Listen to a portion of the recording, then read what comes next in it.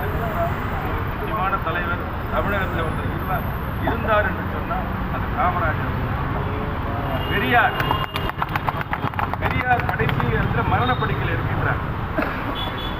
அப்பொழுது அங்கே காலை கட்டி அழறாங்க. பொதுமக்கள்லாம் அவரோட காலை கட்டி கொண்டு ஐயோ நீங்கள் இப்படி ஆகிட்டீங்களே, உடம்பு எல்லாம் போயில அப்படின்னு நீங்கள் இறக்க போகிற கூட இல்லை. அப்போ பெரியார் சொல்கிறாரு, உண்டான கருத்து சொன்னார், என் காலை ஏண்டா பிடிக்கிறீங்க, என் காலையா பிடிக்கிறீங்க. இறக்கிறவங்க கூட கடைசி காலத்தில் பொய் சொல்ல மாட்டான். நான் உண்மையை சொல்கிறேன். 9 ஆண்டு காலம் தமிழகத்தில் 100 ஆண்டு கால வளர்ச்சி 9 ஆண்டுகளில் கொடுத்தவர் யாருன்னா காமராஜர். அவர் காலத்தை பிடிங்க, அவர் தான் தமிழகத்தை ஆளணும்னு சொன்னவர் பெரியார்.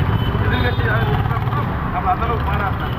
இன்னைக்கு புதுசாக முளைக்கிற கட்சிகள் எல்லாம் சரத்குமார் ஆரம்பிக்கிறாரு, விஜய் ஆரம்பிக்கிறார். யார் ஆரம்பித்தாலும் முதல்ல சொல்றது நாங்கள் காமராஜர். ஏன் மற்றவங்க ஆட்சி அமைக்க முடியாது? காமராஜர் தான் அப்பழுக்கற்ற ஒரு அரசியல்வாதி, ஒரு தூய்மையான அரசியல்வாதி, ஊழலுக்கு அரசியல்வாதி. இந்த மாதிரி அரசாங்கத்தில் கூட